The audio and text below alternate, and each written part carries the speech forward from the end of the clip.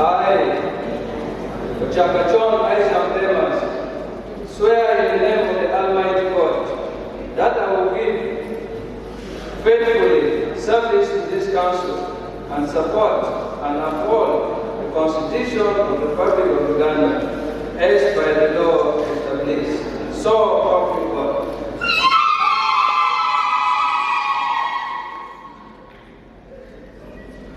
I, Ocakacon swear in the name of the Almighty God that I will be faithful and lay the true allegiance to the Republic of Uganda, and thus I will preserve, protect, and defend the Constitution. So help me God.